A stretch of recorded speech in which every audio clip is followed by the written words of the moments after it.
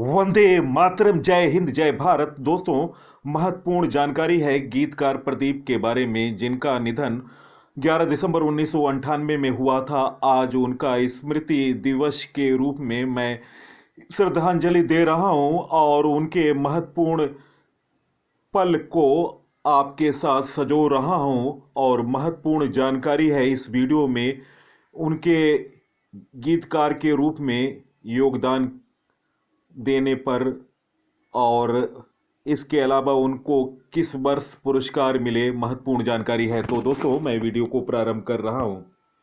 Hindi cinema में गीतकार प्रदीप वह हस्ती हैं जो अपने देश प्रेम और देशभक्ति गीतों की वजह से सारे देश में जाने पहचाने जाते हैं।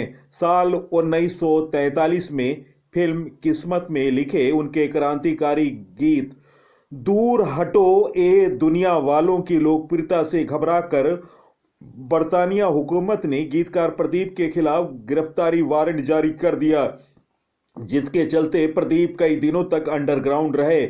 लेकिन न तो वह फिल्मों से यह गाना हटाया गया और न ही उन्होंने अंग्रेजी हुकूमत से माफी मांगी। उस जमाने में यह गीत इस कदर लोकप्रिय हुआ कि सिनेमा घरों में दर्शक इसे बार बार सुनने की फरमाइश करते रहे। आलम यह था कि दर्शकों की फरमाइश पर फिल्म के आखिर में इस गीत को दोबारा सुनाया जाने लगा। गीतकार प्रदीप के देशभक्ति गीत की बात हो और चल चल रे नौजवान का जिक्र न हो, ऐसा हो नहीं सकता। फिल्म बंधन 1940 में लिखे उनके इस गीत को तो राष्ट्रीय गीत का दर्जा मिला। वह दौर देश की गुलामी का दौर था। सिंध और पंजाब असेंबली ने इस गीत को राष्ट्रीय गीत के रूप में मान्यता दी और यह गीत वहां के असेंबली में गाया जाने लगा। अदाकार बल्ला सैनी उस वक्त लंदन में बीबीसी हिंदी रेडियो में एनाउंसर थे।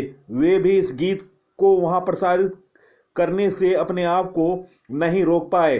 स्वतंत्रता दिवस हो या गणतंत्र दिवस, ए मेरे वतन के लोगों गीत के बिना अधूरा होता है। साल 1954 में आई फिल्म जागृति में भी गीतकार प्रदीप ने कई यादगार गीत लिखे। आओ बच्चे तुम्हें दिखाएं झांकी हिंदुस्तान की, हम लाए हैं तूफान से कश्ती निकाल के, और दे दी हमें आजादी बिना खड़क बिना ढाल आदि गीतों ने बच्चों में जितनी धूम उस जमाने में मचाई थी, उतनी मकबूलियत आज भी कायम है।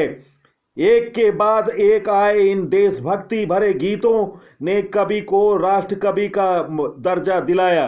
प्रदीप को सिर्फ देशभक्ति भरे गीत लिखने में महारत ही नहीं था, वे धार्मिक गीत और दार्शनिक गीत में भी सफलतापूर्वक लिखे। उनकी मधुर आवाज ने इन गीतों में नई ऊंचाइयां और नया जोश भरा। देख तेरे संसार की हालत क्या हो गई, भगवान फिल्म नास्तिक, तेरे द्वार खड़ा भगवान फिल्म बामन अवतार का था, काहे का बिसरा हरि नाम, माटी के पुतले फिल्म चक्रधारी, पिंजरे के पंछी रे फिल्म नागमणि, कोई लाख करे चतुराई फिल्म चंडी पूजा, दूसरों का दुखड़ा दूर करने वाले फिल्म दशहरा, मुखड़ा देख ले प्राणी फिल्म दो बदन, सुख दुख दोनों रहते फिल्म कभी धूप कभी छांव के था। दोस्तों, प्रेरणास्पद गीत लिखने में प्रदीप का कोई सानी नहीं था। इंसान से हो भाईचारा और फिल्म संबंध का, चल अकेला चल तेरा मेला पीछे छूटा,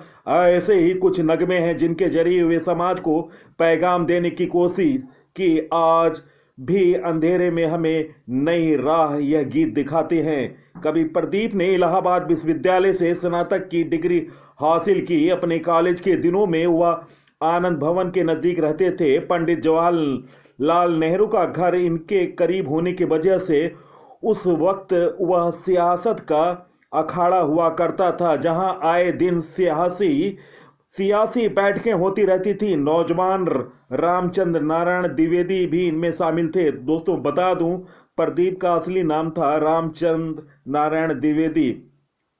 उन्हें बचपन में लिखने का बड़ा शौक था। साहित्यिक दिलचस्पी बढ़ी तो गीत कविताएं लिखने लगे। इलाहाबाद में साहित्यिक वातावरण ने इस शौक को और आगे बढ़ाया। उन्होंने अपना उपनाम प्रदीप रख लिया। अपनी उत्कृष्ट लेखन और सुरीली आवाज से वो थोड़े अरसे में जग जग में प्रसिद्ध हो गए। दोस्तों, कवि प्रदीप फिल्मों में कैसे आए, इनके बारे में आपको मैं जानकारी दे रहा हूं। एक कवि सम्मेलन के लिए वो मुंबई गए तो उनकी मुलाकात बॉम्बे टॉकीज से जुड़े निर्देशक एन आर आचार्य से हुई। उन्होंने प्रदीप को बॉम्बे टॉकीज के मालिक हिमांशु राय से मिलाया। उन्होंने प्रदीप को अपनी फिल्म कंगन के लिए साइन किया और हर महीने 200 रुपये मुकर्रर किया। बतौर गीतकार प्रदीप इस फिल्म में 4 गाने लिखे, 3 को अपनी आवाज दी।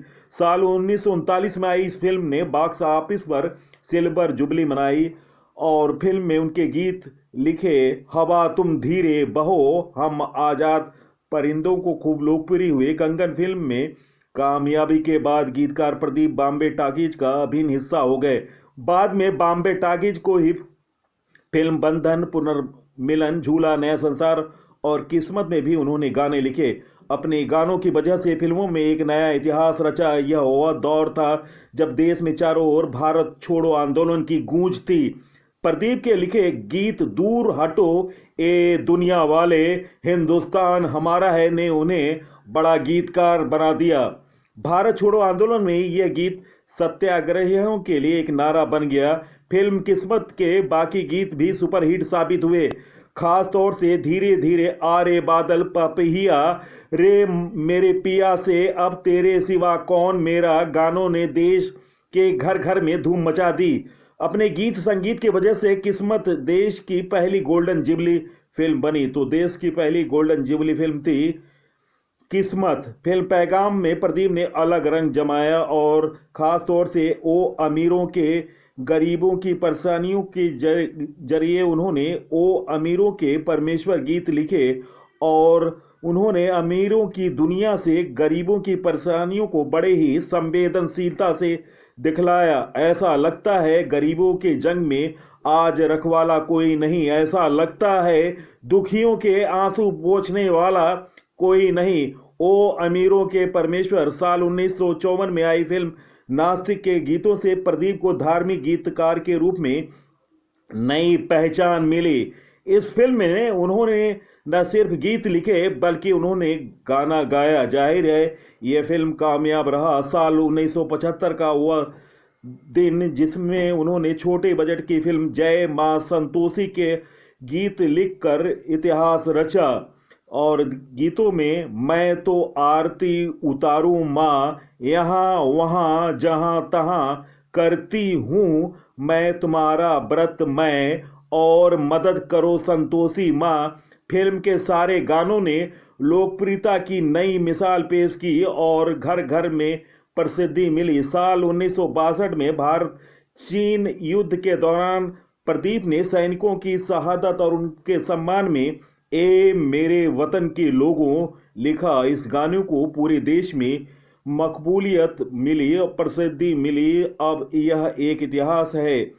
कवि प्रदीप के ही सुझाव पर इस गाने की हुई कमाई को युद्ध में शहीद हुई सैनिकों की विधवाओं के कल्याण के लिए दिया जाता है। गीतकार प्रदीप ने 71 फिल्मों में तकरीबन 1700 गाने लिखे। साल 1958 में HMV ने उनकी 13 कविताओं से सजा एक एल्बम राष्ट्र कवि निकाला। प्रदीप वैसे तो कलाकार कई प्रसिद्ध सम्मानों से वे नवाजे गए। साल 1961 में उन्हें संगीत नाटक अकादमी अवार्ड, तो साल 1977 में उन्हें भारतीय सिनेमा के सबसे प्रतिष्ठित दादा साहेब फाल्के से नवाजा गया। मध्य प्रदेश जहां प्रदीप ने जन्म लिया, यहां की सरकार ने उनकी स्मृति में राष्ट्रीय कवि प्रदीप सम्मान स्थापित किया, जो हर साल किसी गीतकार को दिया जाता है। राष्ट्रीय एकता परमेश्वर और संत ज्ञानेश्वर सम्मान से भी वह सम्मानित किए गए, लेकिन देश की सरकारों ने उन्हें अपने सबसे बड़े नागरिक सम्मान पद्मश्री, पद्म भूषण आदि के काबिल नहीं समझा, जबकि उनसे कई दर्जे जूनियर और कम प्रतिभाशाली लोगों को इन सम्मानों से सम्मानित किया गया।